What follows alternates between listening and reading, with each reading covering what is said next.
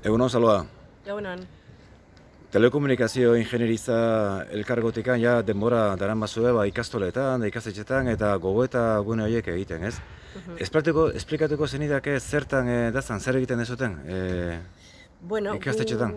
gu azken batean telekomunikazio ingenieritzako profesionalak gara, ikasketa horiek egin jakoak, baina ikusten duguna da arrobi falta asko dekogula.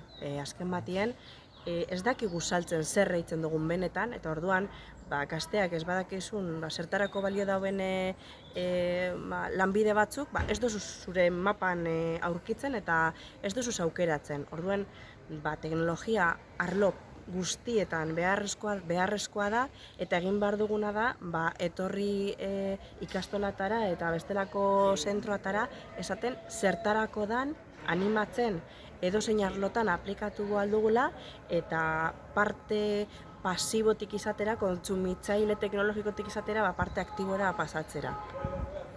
Oso ondo.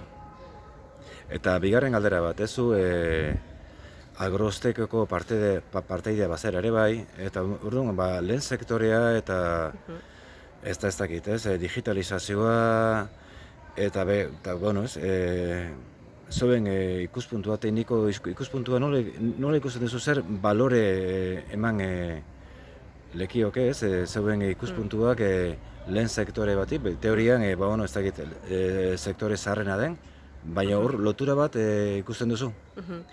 Bai, azken batean nik uste dut dela atzetik hasita, euretik, lehengo sektoretik guregana hurbiltzeko zailtasuna ikusten dugu. Azken batean, zuk esan duzu moduan, betidaniko sektorea da, zaharrenetarikoa eta gu barrienetarikoa.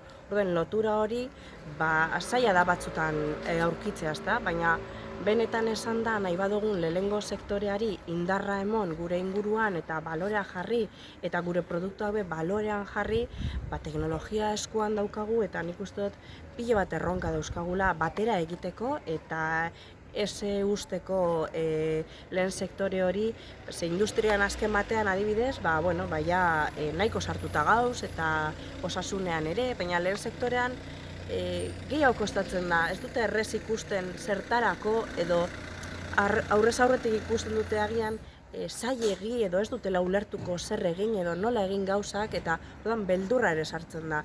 Eta azken batean guk egiten duguna da teknologia mundu guztiarentzat edozein sektoretan eta aurrera pausoak emoteko, kalitatezko proiektuak aurrera ataratzeko edo jasangarriagoak izateko eta entzun arazoa eta arazoari ebazpen bat emon azken batean, baina bestalde batetik, erabiltzailearen aldetik erreza izatea ere. Hori erronka ere aurrera eramaten dugu. Eskerrik asko, Saloa. Zuri.